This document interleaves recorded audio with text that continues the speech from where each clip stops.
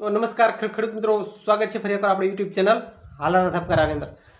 ખેડૂત ભાઈઓ, હવે વરસાદને આમ જોઈએ તો ઘણા દિવસો જ બાકી રહ્યા છે, એટલે કે 20 થી 25 દિવસ આસપાસ જ વરસાદને જે સમય રહ્યો હોય ને તો 20 થી 25 દિવસ જેટલો જ રહ્યો છે, એટલે કે ઘણા દિવસો જ કહી શકાય।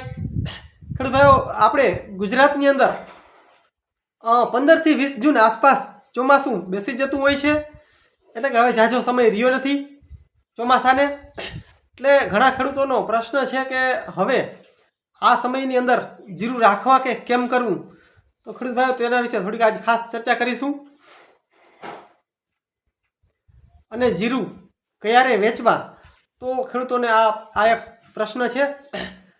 પણ આમાં વસ્તુ એ જોવાની છે કે હાલની અંદર ખેડૂતોને જીરાનો ભાવ જે છે તે 4000 આસપાસ ખેડૂતોને મળી રહ્યો છે ભાવ, એટલે કે ખેડૂતો બજારની અંદર બહુ લઈ નથી જતા અને થોડી ઘણી પકડ પણ જોવા મળી છે। ખેડૂતોને આ ભાવમાં કદાચ જીરું ન પોસાય એના હિસાબે ખેડૂતો થોડી ઘણી પકડ કરી રહ્યા છે। હાલની અંદર બજારની અંદર જીરુની જે આવક છે તે દિવસે ને દિવસે ઘટી રહી છે। ઊંઝા જેવું જે મોટું યાર્ડ છે તેની અંદર હાલની અંદર જો વાત કરીએ તો 8 થી 9000 બોરીની આવક થઈ રહી છે, અને બાકી જે ગુજરાતના યાર્ડો રહેલા છે તેની અંદર પણ ધીમે ધીમે જીરાની આવક ઘટતી જાય છે। તો હવે ચોમાસું એકદમ નજીક છે, તો ખેડૂતોએ શું કરવું, જીરું હવે રાખવું કે વેચવું? તો ખેડૂત ભાઈ, પહેલાં તો તમને ખાસ એ જણાવી દઉં કે આપણી પાસે જે જીરું પડ્યું છે તે જીરુંને રાખવા માટે વ્યવસ્થિત જગ્યા છે કે કેમ, ચોમાસામાં આપણું જીરું છે તે પલળે એમ છે કે નહીં, તે ખાસ બાબત ધ્યાન રાખવી। જો આપણું જીરું મિત્રો ક્યાંક ને ક્યાંક થોડું ઘણું પલળી જાય, કદાચ વાછટ લાગી જાય, તો આપણા જીરાના જે ભાવ જે આ જે મળતા હોય તે પણ ન મળે।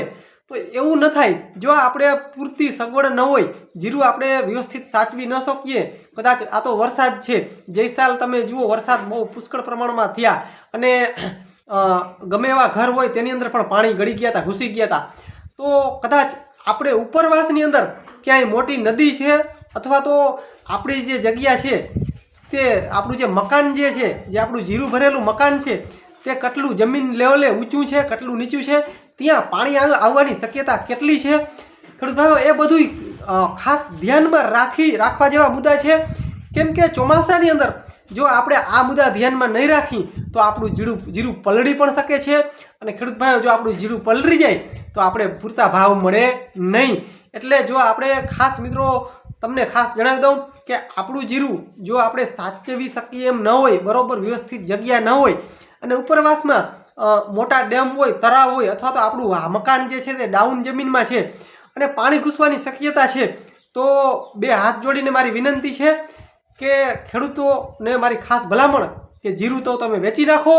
કેમ કે આનાથી પણ ભાવ આજે અત્યારે ભાવ મળી રહ્યા છે તે પણ ભાવ ખેડૂતોને કદાચ ન મળે, એવું ન થાય તેના માટે ખાસ ખેડૂતોને અત્યારથી જ હું ચેતવી દઉં છું કે આવી કન્ડિશન ન થાય એના માટે જો તમારે સગવડ પૂરતી ન હોય જીરું સાચવવાની, તો તમે જીરું અત્યારે જ વેચી નાખજો, જીરું રાખતા નહીં। પછી ભાવ તમને કદાચ ભલે જે મળવો હોય તે મળે, અત્યારે કદાચ 4000 મળે અને આગળના સમયમાં ભલે કદાચ 5000 ચડે કે ન ચડે એ આપણે જોવાનું નથી, પણ આપણું જીરું ખાસ પલળે તેમ તો નથી ને, તે ખાસ મિત્રો મુદ્દો ધ્યાનમાં રાખવા જેવો છે।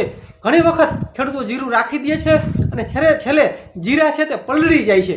તો મિત્રો આવું ન થાય તેના માટે ખાસ હું તમને ચેતવી રહ્યો છું મારા યુટ્યુબના માધ્યમથી કે આવી કન્ડિશનમાં તો આપણે નથી ને, તો તે ખાસ તમારે જોઈ લેવાનું। અને હા, જો આપણું જીરું વ્યવસ્થિત ઊંચાણવાળી જગ્યામાં છે અને કોઈ જાતનો ભય નથી, અને તો પણ જે ખેડૂતોને જીરું પડ્યા છે તે ખેડૂતોએ ઉપરથી કોઈ પણ આપણી દવા પડી હોય, કપાસની હોય કે કોઈ પણ હોય, તેને જીરું ખુલ્લું કરીને દવાનો છંટકાવ કરવાનો નથી। ઉપરથી જે બોરી પડી છે તેને ઉપરથી આછી નોર્મલ દવા પંપથી છાંટી દેવી, કોઈ પણ દવા ચાલશે, મોનોકોટ હોય, નોર્મલ દવા હોય તેને ઉપરથી નોર્મલ છંટકાવ કરી દેવાનો। મિત્રો ખાસ ઉપર જીરું કાઢી અને દવા છાંટવી નહીં, ઉપરથી ખાલી નોર્મલ છાંટી દેવાની, જેથી કરીને અંદર દવા પણ ન જાય અને જીરુંની અંદર ખોટો બગાડ પણ ન થાય અને વાતરી પણ ઓછી પડે। અને ખેડૂત ભાઈઓ, અત્યારે જીરું વેચવું કે કેમ, તો જીરુંના ભાવ ક્યારે ચડશે, તો જે ખેડૂતોને સંગ્રહ કરવાની સુવિધા છે તે હજી સંગ્રહ કરો। આગળના સમયમાં જો આપણે જોઈએ દર વર્ષની સરખામણીમાં જો જોઈએ તો ઓગસ્ટ સપ્ટેમ્બરની અંદર દર વર્ષે આપણે જોઈએ તો દર વર્ષના જો ડેટા જો જોઈએ તો ઓગસ્ટથી સપ્ટેમ્બર આસપાસ દર વર્ષે જીરુના ભાવ ચડ્યા છે ક્યાંક ને ક્યાંક. આપણે જો ગયા વર્ષના તમે ડેટા હજી જોઈ લેજો ગમે અહીંયા તો તે ટાઈમની અંદર ખાસ જીરુના ભાવ થોડાક અપ જ્યાં છે. તો તમારે ખાસ ઓગસ્ટ સપ્ટેમ્બર સુધી જીરું જો સાચવવું હોય તો તમે સાચવી શકો છો. કેમ કે ગયા જે 2-3 વર્ષ છે તેના જો ડેટા જોઈએ તો ઓગસ્ટ સપ્ટેમ્બર આસપાસ જીરાનો ભાવ ક્યાંક ને ક્યાંક હાઈ લેવલે ગયો છે, એટલે કે ભાવ ઊંચો થયો છે. પણ આ વર્ષે ભાવ કેવા ચડે એ તો આગળના સમયમાં જ ખબર પડે. નિકાસ કેવી થાય, વરસાદ કેવા થાય તેના ઉપર બધો ખાસ ભાર રહેલો છે.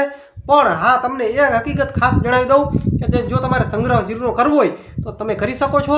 પણ ઓગસ્ટ સપ્ટેમ્બર આસપાસ છેલ્લા 2 થી 3 વર્ષ થયા આ ટાઈમની અંદર જીરુનો ભાવ ક્યાંક ને ક્યાંક ઊંચાઈકો છે અને ખેડૂતોને સારા એવા રૂપિયા મળ્યા છે જીરાની અંદર. એટલે જો તમારે સાચવવું હોય તો તમે આ ટાઈમ સુધી સાચવી શકો. એટલે કે વરસાદની મધ્યમાં સાતમ પહેલાં આસપાસનો જે સમય છે તેની અંદર છેલ્લા 2 થી 3 વર્ષ થયા જીરાના ભાવ ક્યાંક ને ક્યાંક ઊંચા આવ્યા છે અને ચડ્યા છે અને ખેડૂતોને સારા એવા ભાવ મળ્યા છે. તો મિત્રો, આજે ખાસ આપણે આટલી જ માહિતી હતી કે આગળના સમયમાં હવે જીરુનું શું કરવું તેના માટે ખાસ માહિતી આપેલી હતી. તો મિત્રો બસ, જય સિદ્ધનાથ. મિત્રો મહાદેવર, મળીએ આગલા વિડીયોમાં. ત્યાં સુધી રજા આપશો.